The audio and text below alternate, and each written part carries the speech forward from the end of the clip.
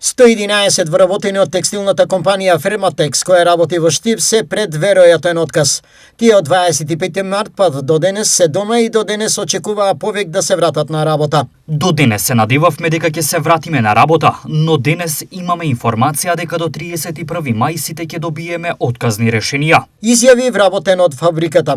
Вработените во април добиле плата за март, но добиле и ветување дека компанијата ќе им исплати барем 70% за април. Ни беше ветено дека и деновите кои чекаме на работа ќе ни бидат платени, но досега не сме добиле ниту динар. Крајно сме загрижени за нашата екзистенција, објасни друг вработен. Ова ги мотивира вработените за организирање и тие планираат собир пред компанијата кога ќе побараат дефинитивен одговор што ги очекува.